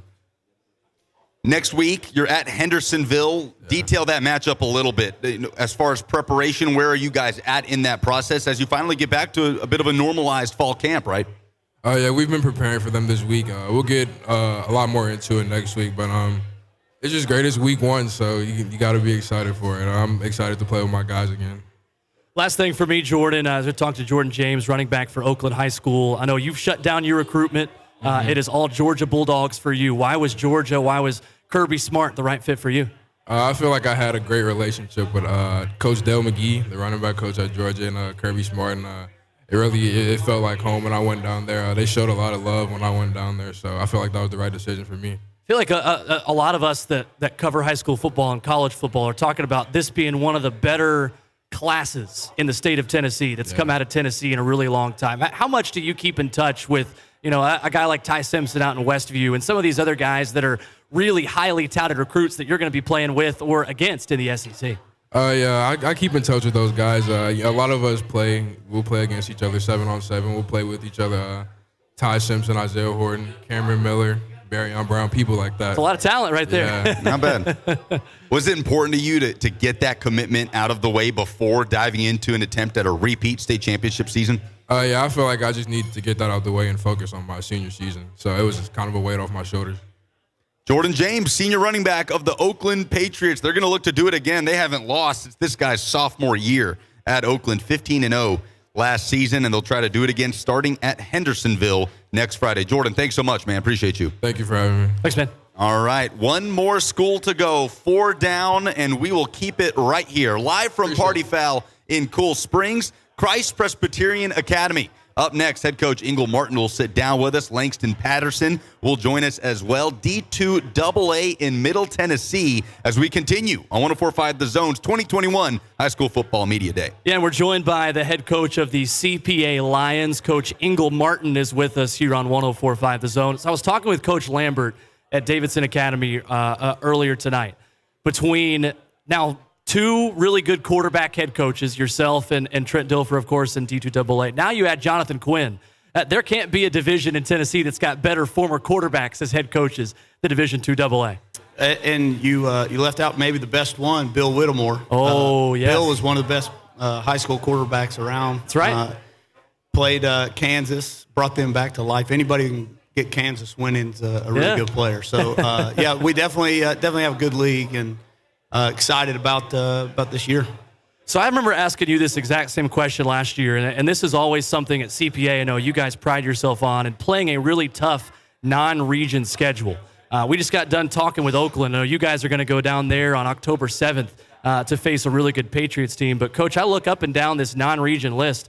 Independence, Brentwood Academy, MBA, Cane Ridge, and Oakland. That's as good of a non-region schedule as there is in Tennessee. Why is that so important to you guys to play such tough competition outside of league play? I really think it's just been something that our kids get excited about. It's become where they want to play the best players, play the best coaches, play the best teams. Obviously, getting to these school communities where football is a big deal. And obviously, Oakland right now is set the bar for the rest of the state. Coach Creasy's sitting at that table right there. I mean, he does an amazing job and done great for a long, long time. So that game's going to be fun, but there are quite a few games before that one that we've got to play. But, I think the biggest thing is just our kids. They love doing it. Going into those games, you're getting prepared for the rest of your season, and when we play those guys, you're going to have mistakes. You're going to have errors. You're going to have schematic breakdowns where you miss something on film, and that all gets exposed rather quickly when one of their guys breaks free, or you don't block a linebacker on the second level, whatever that is. So, but we're excited, looking forward to next week with Coach Blade and Independence. A little bit of roster turnover that you guys have had to work through. You lost over 20 players to graduation, the class of 2021. But that happened last year. You lost about 30 guys, right, last season. Didn't stop you from winning a state championship. You're looking at 40 freshmen on this football team coming into 2021. What's the key to winning with a young team with so much turnover? Because it's obvious you've nailed it down. I think the biggest thing is just being patient. Langston, who's about to come up here, a bunch of the kids in his class played a lot as sophomores. And, first game of the year, a lot of those guys weren't ready to play. And I think our coaching staff did a really good job of being patient. And the kids did a great job of staying the course, believing in what we were trying to get done in practice. Obviously, off-season has a huge piece of that. But it's been fun to be a part of it. I think each group for really the entire history of CPA football comes in with a unique identity. And, I know for sure going into 11 years for me, every team's different. And so every team's treated differently. We don't look in the past very much. We look at the present. We look here and now. And this group of 105, 106 kids, whatever we got on the roster this year, that's all we've got. And so we're going to coach them up. And, we don't look at roster management. That's not what we do at our school. Whoever comes in the door, we coach them up. We develop them. Coach Epps, our strength coach, does an amazing job with them all year. And those kids love playing for each other. That's what we think high school football is all about, is playing for the guy next to you, not really playing for yourself or playing for the next 4 years. It's playing and enjoying the time that you've got at the school you're at. We're about to talk to Langston Patterson, like you said. What can he build on as he comes into his last year with you? Man, I was talking to a lot of people this offseason. If he was allowed to, if CPA allowed him to graduate already, I told Coach Lee at Vanderbilt, he's ready to play there. Physically, he's 220 pounds. He's fast. He's strong. He's explosive. If you questioned how athletic he was, all you had to do is watch a little bit of the state baseball tournament or that run that team went on, and the kid swung the bat as good as kids that are getting drafted this year. He's just different, man. He's just different. But the thing that will stick out the most is who he is off the field. He loves playing for his team, loves playing with his teammates. Never once has asked for more carries. Last year he didn't get a whole lot of carries, and he just did his job. And when we called on him, he was ready to play, and he's been like that since he was a kid. His only complaint is not getting to be the starting punter this year. I love so that. That's the only time I've heard a complaint out of him. Coach Hinkle Martin, head coach of the CPA Lions, with us here on 104.5 The Zone. Coach, it's got to be cool, too, for a guy like Langston Patterson and your quarterback, Cade Law, as well, a Vanderbilt baseball commitment. How big is the leadership of those two guys and really kind of the competitive spirit, right, of being really good baseball players? I remember talking to Cade last season, and that dude's just a competitor. He just loves getting out there and competing. I know as a head coach, you've got to love having guys and characters like that in your locker room. Yeah, and these two, they've done it their whole time they've known each other. Whether it's been baseball, football, lifting weights, running, the two of them compete against each other. And clearly, really good football teams are built by really good players, and those are two of the best around. Kids that, like I was talking about, Langston Cade's a 215-pound kid, strong kid, athletic kid. Had 10 or 15 football offers, and when Tim Corbin asks you to play baseball, you don't say no. No, you do not. It's hard as a 18-year-old to make that decision, but there's a lot of people that Corbin's bet on that's turned out all right for, and Philip Clark, who won a national championship there at Vanderbilt, was a CPA kid, and so I think there's a lot of similarities. Cade though loves competing, and he just wants to be out there playing. He doesn't care what it is. He wants to compete. He wants to get better, wants to learn. He just loves it once that whistle blows and the lights turn on and the game starts. So we're excited for this year and excited to watch him grow. I mean, it's crazy. Again, another 3-year starter coming to the end of his career and looking forward to this next run. So we've heard about Cade and Langston. Who are some of the other guys and leaders on your football team that you're really excited for them to get on the field in 8 days at Independence? We have a big senior class, got 20 kids. And the fun part about looking back on some of our classes, even last year's 2020 class, those guys that played offensive line for us, really didn't play a lot until their senior year. They stuck with it. They bought in. They believed. They worked hard on the scout team for a couple of years. They worked hard in the offseason. One of them, Graham Roden, made Alabama's 105 as a walk-on this year, which was amazing for us when you look at where he came from. And so these 20 kids, they're ready for their opportunity. Ryan Gregory is a kid who I'm thinking of who's been behind a lot of really talented players. He's going to get a chance to play safety and play some receiver and some tight end. But another group of guys who's been playing since their sophomore years, our defensive line, Bo Chance, George Collier, and Colin Stewart. All amazing high school football players. Colin just committed to Air Force. George is an all-world hockey and lacrosse player, just another kid that loves to compete. And Bo's going to have a chance to play college football, I think. So just a group of kids that when they got their chance, I think 7 of them were starting as sophomores on defense. Wow. Reed Williford, he'll be back. He just committed to UNC Charlotte. And he's a kid that has played receiver for us, and a lot of college guys are saying, all right, why is he playing receiver? We don't really see him as a receiver because he's the best receiver on our team. He's a 6'2" kid that can run and catch, and they're saying, well, isn't he more of maybe a tight end or a linebacker? Yeah, maybe for y'all, but for us, he's the most athletic kid we got. Absolutely. So yeah, we've got quite a few of those guys. Evan Carney, offensive lineman, came in last year again as a junior, first year.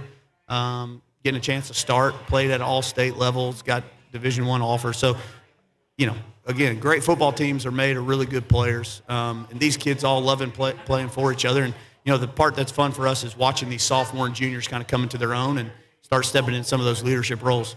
And those seniors you mentioned, part of the class that step into the 2021 season with all eyes on a potential 3rd state title in their high school careers and to make the state title game in all 4 years of high school, an incredible stat. Coach, next week, Friday, you're at Independence before you dive into D2 AA action. You and Scott Blade, both established coaches in Middle Tennessee. How much are you looking forward to that matchup against the Eagles? We love it, and it's been something that we've done. I don't know if this is starting the 6th year, the 7th and 8th year, 5th and 6th, 7th, 8th. I forget how many times we've played them, but Coach Blade is one of the best football coaches around. I was at a banquet our church hosted before I was coaching for his Hillsborough State Championship team. And he's just a guy that there's some mutual friends, a guy, Randy Herron, who's been a mentor to me for a long time, was one of Coach Blade's mentors early on in his career. So we kind of have some mutual friends. And he's just another guy that's not really afraid to schedule people and loves playing good high school football games. And I think he understands that the good competition kind of helps your guys out as the season wears on. But I think they've got a pretty good tight end from what I hear. Absolutely. Yeah. What they say. Yeah, I'm being sarcastic. Yeah, right. So we didn't get to play them last year. That was, COVID was weird enough last year, but that game actually got rained out, lightninged out, thundered out, whatever you want to call it. We sat around there for about 3 hours trying to get the game played and finally had to call it because we had moved it because we were trying to avoid weather on a Friday night. Right. I don't know if y'all remember that weird Friday, Thursday move. But anyway, yeah, we're excited hopefully to get them all in this year. And yeah, Coach Blade, I know he'll have them ready. Talking about Ty Lockwood for the Independence Eagles. Be a couple good tight ends on the field that night. Absolutely. Last thing for me, Coach, we've talked about this schedule, and I know how excited you guys are for the challenge, but those last 3 games, at Oakland, at Lipscomb Academy, at Davidson Academy, there's a few state champions in the mix there, including yourselves. What's the biggest key to being ready for those 3, both health-wise, mentally, as you head into the postseason? What's the number one thing at the top of the list, starting with that game at Oakland? Well, I think the most important thing are the previous 6, Sure, sure. It's hard to get to 7 without getting to those first 6. So we obviously want to come ready to play next week. But the BGA game week 3 is the one that really is important. The high school scheduling people, when I first got into this in 2011, you played regular season games and they affected your playoff seeding. And so everyone was trying to figure out, all right, who can I schedule so I don't ruin my chances at getting a higher playoff seeding. And now, I don't know how many years it's been, but that has no bearing on your playoff seeding. It's just your region game. Right. So, those non-conference games are awesome. Chance to go compete, chance to go play. But those 5 region ones are the ones that, affect what you do in November. And so it's a fun kind of trying to figure it out for our coaching staff, our players, get excited about playing in those important games. But it's going to be one of those that, start with week 1, see how much better we can get week 2, all the old coach speak, but it's like that because it's true. We just got to take it literally every week, trying to get better, trying to make sure that the kids understand that we are shooting for something, that they don't even know that they can touch yet, and that's hopefully the goal. Head coach Ingle Martin of the CPA Lions. Coach, thank you so much for sitting down with us. Good luck next week at Independence and the rest of the season. Yeah, thank you guys for covering high school football. We really appreciate it. Thanks, Coach. Thank you. We will bring on Langston Patterson, linebacker of the CPA Lions, a Vanderbilt commitment. Will sit down with us, another part of the long line in the Patterson family to come through CPA and move on to big things. Langston, as he sits down and puts on his headset. Lucas Panzica, Will Boling with you here at Party Fowl in Cool Springs at the 104.5 The Zone 2021 High School Football Media Day. Yeah, we're joined by Langston Patterson, a Vanderbilt commitment. I'll start. I asked your coach this, but how cool is it to have your quarterback that's going to be going to the same college, and albeit a different sport, but you got a lot of gold at CPA. You're going to have a lot of gold you can still wear in college. That's got to be nice, right? Yes, sir. It's certainly cool. It's something that we've always dreamed about doing since we were little. Just since we were like 6, we've been playing on the same baseball team and everything.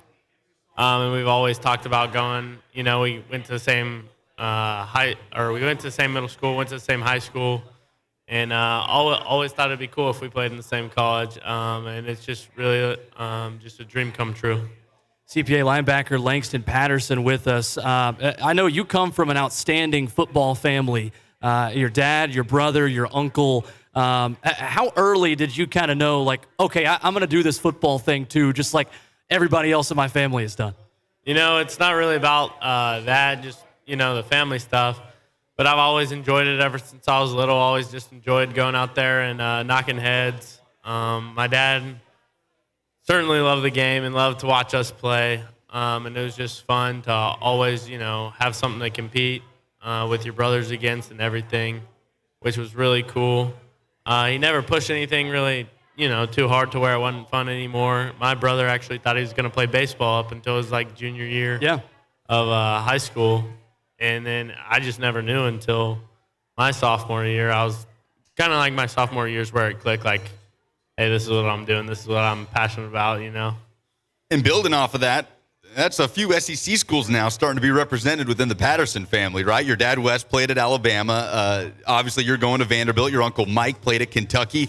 I mean, even the way it's trending now, Canes at Clemson in 10 years, that I don't know what conference they're going to be. Could be SEC one day. Yeah. When does the contention start to creep in with so many different colors represented within the same family? I don't know.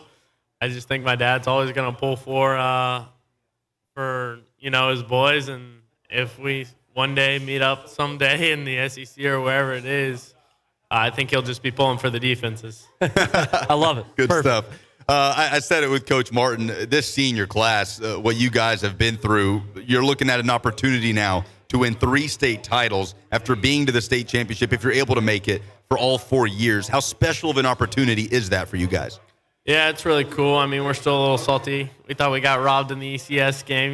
We still think about that. Huh? Yeah, you always think about the ones you lose more than the ones you win. No doubt. No, I'm just joking. But it's really cool. It hasn't been, we couldn't do it without Coach Martin just pushing us, find the best players that can play possible, and just teaching us more that we're more than just accolades and stuff like that.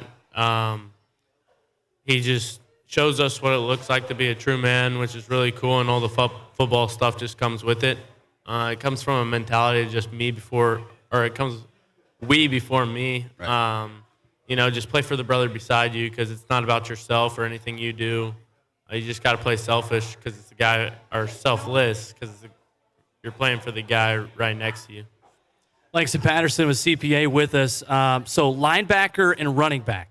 How much of an advantage is that to kind of play both ways mentally a little bit and know as a linebacker, hey, this is what the running back is trying to do here, but then as a running back knowing, all right, I'm going to try to trick this linebacker because if I were on the other side, this is what I would do. Yeah, for sure on defense, it really helps. I just see an open gap, and I'm like, that's where the running back's trying to go. I'm Simple enough, go right in that open gap. You make it sound so easy. No, it's just kind of defense is more about being, the extended version of the coach on the field, especially at Mike linebacker, just trying to be an extension of Coach Taylor, as he does such a good job coaching us and teaching us techniques and everything. But in the game, I got to, be the coach and help these guys out with everything on the field, getting them aligned right and in the same gaps. And if they mess up, I got to go in their gap. But it really helps just tracking the back. As he sees an open hole, I see the open hole, and we both just go in the same gap. But then on the offensive side, I know where the defense is trying to go. Just they're trying to go in that same open gap, so just set them up out wide and try to, cut them right back up. Last thing for me, Langston, I know that this schedule is so tough. At Independence next week, Brentwood Academy in week 2. You go against MBA on September 10th, at Oakland on October 7th. How much do you guys just love the big level of competition and seeing these schools outside of your region that are competing for state championships in their own classifications? It's got to be really fun. Yeah, we're competitors. That's what's gotten us so far every year. We just love to compete. Coach Martin sets us up with a great schedule, a great opportunity to go compete for the guy next to you. And all that competition later on leads down the season. Like, you've been playing better teams all season. You're like, hey, man, we can do this. It's kind of boosts your confidence and helps it. We'll play Jordan week 8, probably one of the best running backs we'll ever see, certainly at a high school level. And NBA, Marcel, that's probably one of the best quarterbacks we'll see. Absolutely. So, as you get later on down the road, you're like, we've seen everything, we've done everything. Now it's just time to play our game. And our mentality is just getting 1% better as a team each day, whether that's in the weight room, whether that's speed, whether that's, coming together, learning our scheme. We just got to get 1% better and really focus on ourselves other than the other team. Langston Patterson, CPA, linebacker, future Vanderbilt Commodore. Thanks so much for sitting down with us, man. Really appreciate it. Yes, sir. I appreciate it. Thank you for having me on here. Best of luck. All right, 101 rushes, 733 yards, 13 touchdowns on the ground in 2020 in a state championship season, 72 tackles, 19 tackles for loss for Patterson. They open up the season next Friday at the Independence Eagles. Will Boling, that's 5 schools. There it is. It's been fun. I'm ready to lace them up. I've never played a down of football in my life, but I'm ready to put on a helmet and shoulder pads. I'm ready to go. Well, yeah, Langston, the way he explained it. That's what I'm saying. I mean, look, there's an open hole here. I'm just going to fill that, tackle the guy, and it's easy.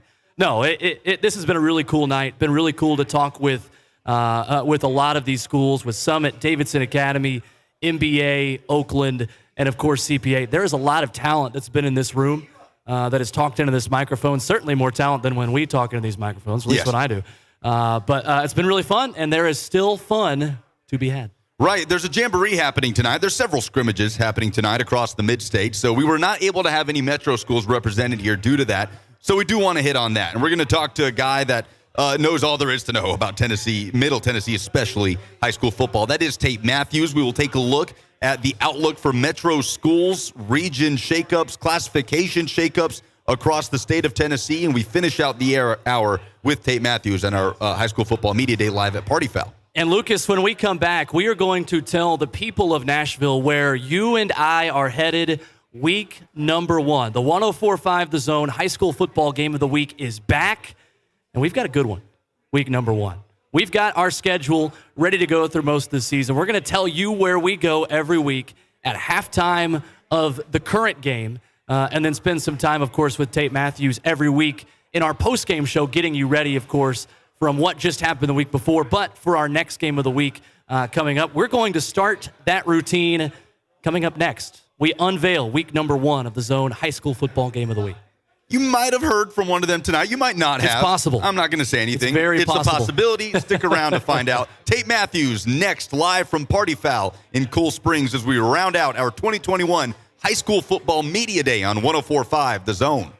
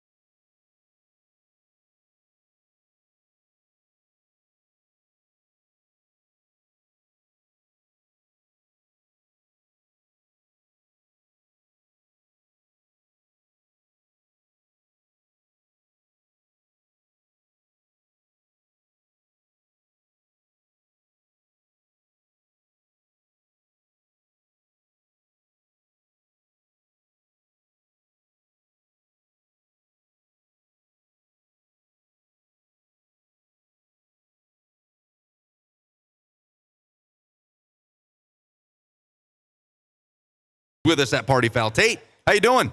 I'm doing great, fellas. Been listening to you.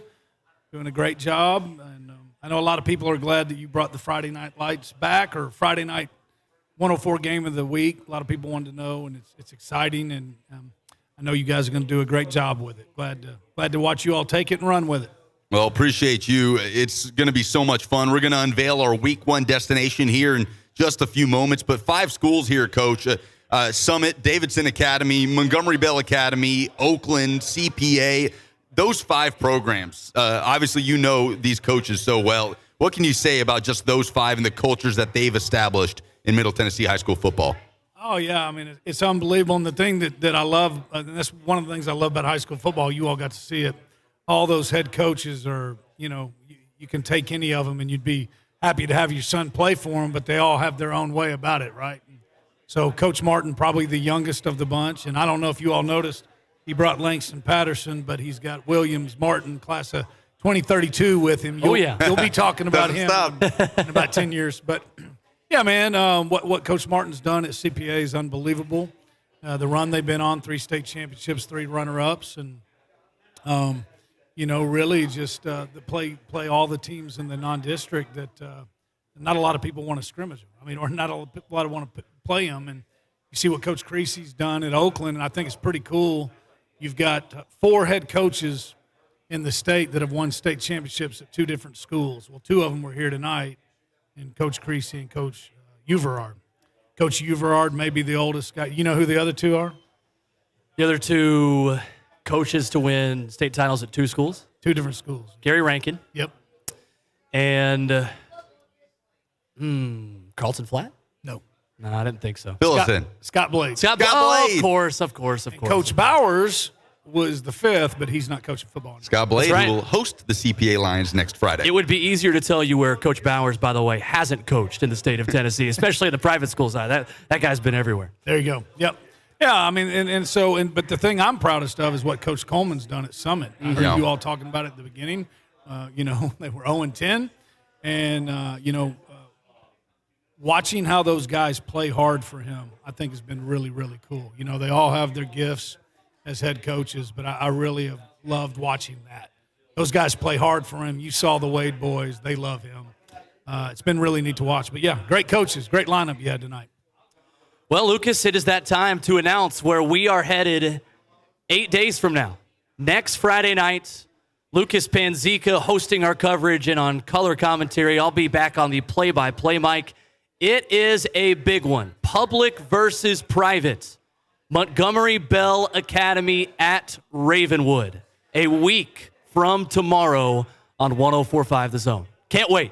Arguably, first of all, one of the best views in Middle Tennessee from that press box at Ravenwood High School. One of my absolute favorites. Done so many games over there. Always accommodating. Coach Andrew Elrod, the athletic director. Coach Hester, first-year head coach back at Ravenwood. We can't wait, Tate. When you talk about private versus public, it's hard to get much better than that, especially to start off a season. Yeah, a lot of great games in week 1, but I think you all nailed it. This is a must-see. If you're a high school football fan and you don't have another one to be at, and you're right, Ravenwood is a great, great view. You've probably done enough games there to know how many airplanes are going to go over the field. Right. So if you hear that when you're listening to it, there's a reason why. But it's going to be Ravenwood has got a new turf field being installed, not quite ready. It'll be ready by the game. So that's going to be nice. And then Coach Hester didn't really schedule the game. Matt Daniels did with Coach Uverard. Right.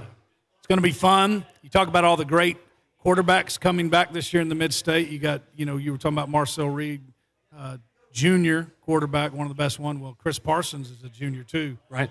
2 dual-threat guys, 2 state champion winning coaches. It's going to be a fun one, man. And it's going to be the first game that we've seen of Chris Parsons here in Tennessee. So I think the stands are going to be packed. You all going to have a full house. Well, it's going to be really cool for Coach Hester's return at Ravenwood High School as well. It's one of the most intriguing teams for me, Tate, one of the most intriguing storylines, and how Ravenwood always seems to retool and bring up new guys that have kind of waited their turn, and that's certainly the case again this year. This is going to be one of the best football teams in the state, and we're looking forward to seeing them. This Ravenwood group, I mean, this region in 6A here in southern area of Williamson County, absolutely loaded. this season. Yeah, loaded. It was already loaded. It was. And then Dixon County goes up with the Clarksville schools. And what do? You bring in Summit, the defending 5A state champion, with Destin Wade back. So, yeah, it's going to be fun.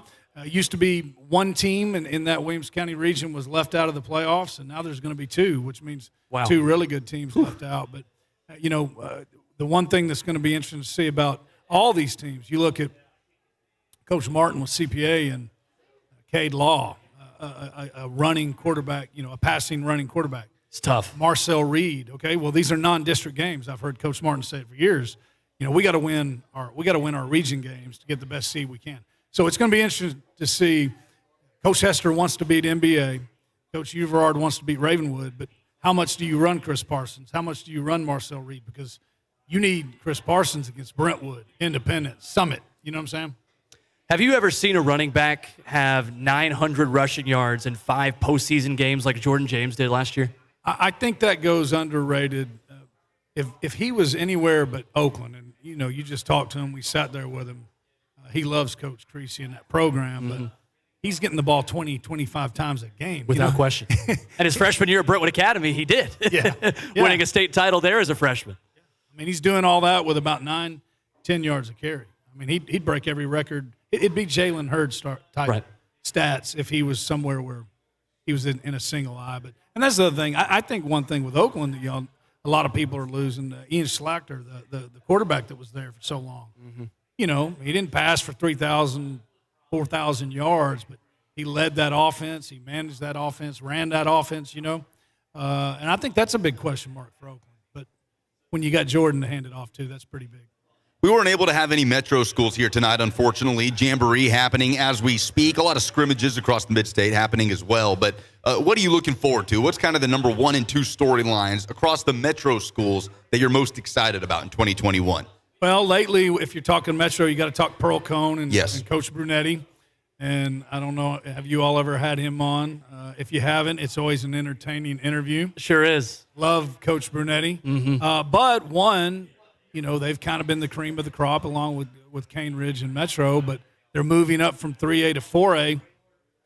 And I think they're in region, they're 4A. They're in a 9-team region. Yeah, it's loaded. It's loaded. Tullahoma, Marshall County. But not only that, the road trips that all these guys are going on. Montgomery Central's in there. So they, depending on the road games, they could go to Montgomery Central one week, Tullahoma the next. They'll be at Creekwood one week. That's right.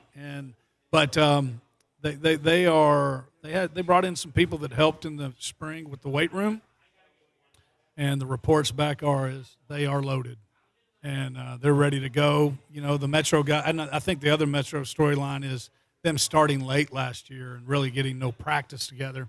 And it could have been the game of the week. It's Thursday night, August the 19th. Pearl Cone at Cane Ridge. Oh yeah. I guarantee you that'll be a great game. So I think anytime you're talking Metro, you got to talk about Pearl Cone. You got to talk about Cane Ridge. Eddie Woods, what he's done there has been unbelievable. And I'm excited to see all of them. Arcente Broom goes to Overton. You want to talk about a guy who's coached a lot of – Arcente's coached at Maplewood. Yeah. Overton. So absolutely, it's going to be fun to watch what he does there.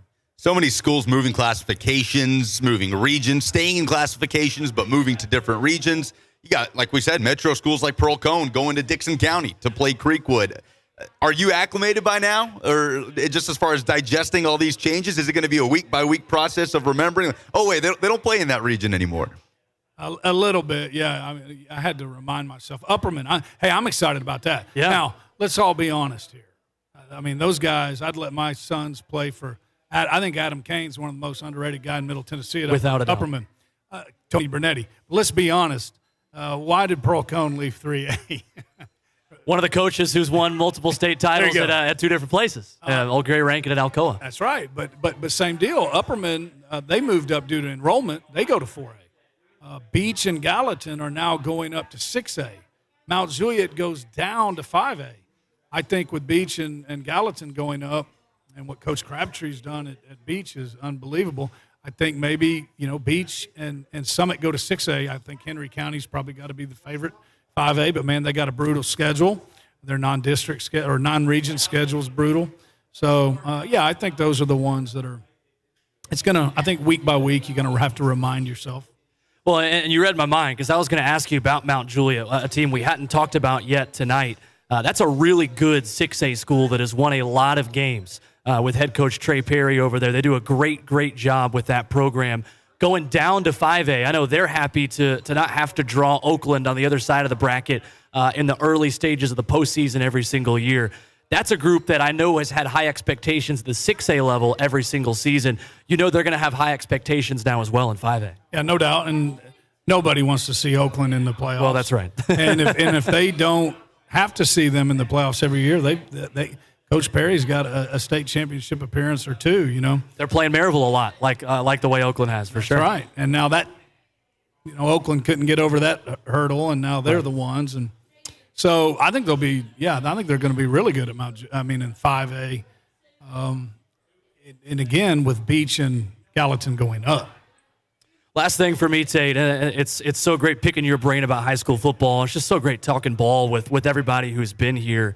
The talent in this senior class, we've talked about a lot of teams. There are a lot of great individuals. You talk about Walter Nolan going over to Powell High School in East Tennessee, playing for VFL Marlon Walls out there. We haven't talked about Ty Simpson hardly at all. Sure. At Westview High School. He'll be Alabama in Middle Tennessee commitment. this season. Right. At Fairview. How good is this specific group of seniors? Because you look up and down the line, we've talked with Jordan James, Langston Patterson, a lot of SEC talent in the state of Tennessee this year. Yeah, well, one of them is right over there in Langston Patterson. He could have gone dang near anywhere. Loved Coach Lee. I don't want to speak for him, but I'm pretty sure that was the deal. He wanted to play for Coach Lee. Likeable guy. So Langston can be a starting Power 5 running back. He can be a starting Power 5 linebacker. Jordan James, like we talked about, I think he's as good. Maybe he could be the best running back to come out of here since, or even be better than Jalen Hurd. He just won't have the stats. And the way I always look at it, I've always heard the coach, the varsity on Saturday, always say, the University of Georgia doesn't come to Tennessee to get running backs. Yeah. They got plenty of running backs. If Kirby Smart is coming up here to get Jordan James, that means he thinks that's the best. That's the running back that he wants. Tells you everything you need to know. He is Tate Mathews. You can hear him every Saturday morning, of course, High School Sports Saturday on 104.5 The Zone. You can hear him every Friday evening, pre- and post-game on the 104.5 The Zone High School Football Game of the Week. NBA at Ravenwood, Week 1, next Friday. We will be there. Cannot wait. Don't forget the 104.5 The Zone High School Football Game of the Week podcast coming on your feed Monday evening. We'll chat with both coaches. Cannot wait for the matchup. For Will Boling, Tate Mathews, all our great coaches and student athletes here tonight, I'm Lucas Panzica. This has been the 104.5 The Zone 2021 High School Football Media Day live from Party Fowl at Cool Springs. Talk to you next Friday.